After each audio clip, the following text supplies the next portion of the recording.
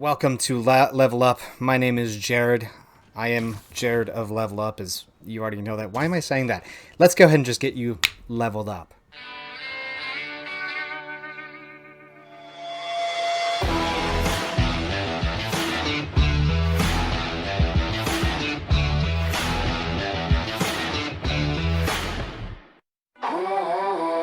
Thanks for keeping us safe, Spider-Man.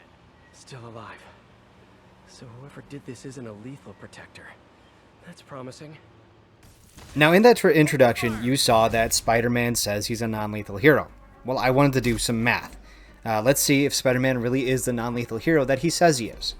So, to take a look into when you punch somebody up into the air, you create a whole bunch of force to generate what is essentially a Hadouken out of mid-air from Street Fighter when you punch somebody right here and lift them up off of the ground. And I said, now, how strong do you actually have to be to unalive somebody in this? How much power do you actually have to generate? What I just did in the video game. Well, here's kind of an interesting answer. It takes about 4,000 joules or 4,000 newtons to break someone's femur bone. Now, doing a little bit of math here and there, the joules and newtons are kind of interchangeable, but take it with a grain of salt from my internet searching and sleuthing that I've performed over the last 3 hours. Now, if anybody's watched any of those airbag jokes, the airbag pranks, where an airbag launches somebody a few inches into the air, we know that an airbag actually launches at 75 psi. Now, when it comes to most airbag pranks, like I was talking about, it usually gets you about 5 or 6 inches.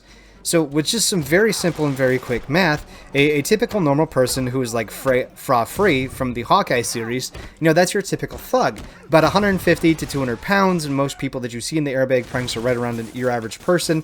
So to launch somebody 6 feet in the air, it takes about 75 pounds of pressure exploding at that force.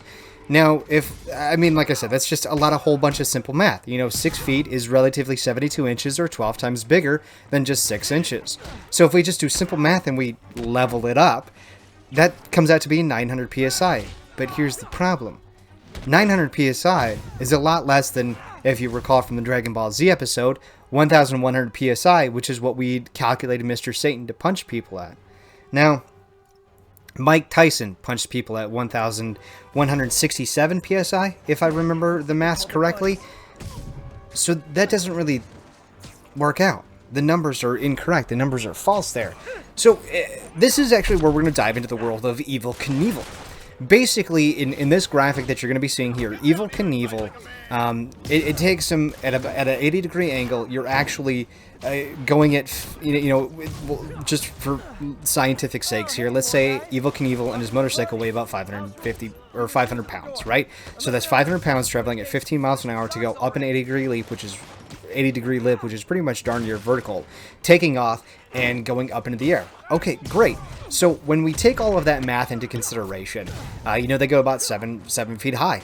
Okay, so Spider-Man is relatively creating the force that it takes to launch 550 pounds 7 feet into the air. That's a whole lot of centrifugal force. Now, if we kind of take a look at car crashes again, because this is sometimes the easiest thing that we can generate force into. As you can see there, I just launched somebody off of a building, which is not very non-lethal, Spider-Man. But when you launch somebody straight into the air, and you get into a car crash without your seatbelt, just for giggles here, I did a 15-mile-per-hour car crash to a 200-pound individual.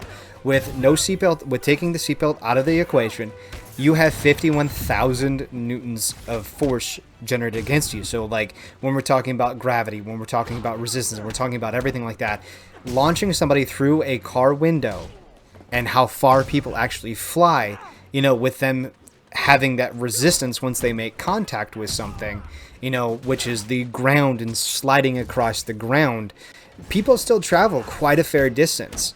So, Spider-Man, in a sense, is generating way more power necessary to lift people off the ground, or even just that throw that he did to throw somebody into the ground, which usually they land head first.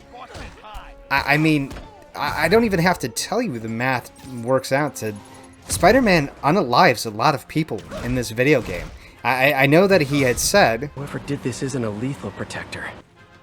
But really, Spider-Man, you're not non-lethal. You're far and above non-lethal, which probably tells me that's why you dated, Black Cat for a little while, because you're crazy, Spider-Man.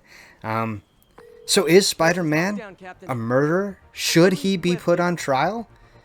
Technically, J. Jonah Jameson is, or JJJ at home, or just J. Jonah Jameson is right. Spider-Man does need to be dealt with, because in a lot of these situations, he is very much unaliving a lot of people. So thank you for getting leveled up with me. My name has been Jared. This has been the level up on whether or not Spider-Man is or is not a murderer. And I guess we all know the conclusion he is.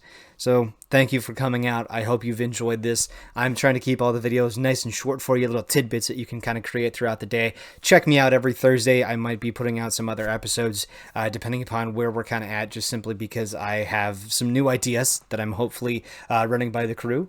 I will see you on the next level up edition. That was a horrible way to do it. I will see you guys on the next level up. Again, my name has been Jared. The flock is back there sleeping. You've been leveled up.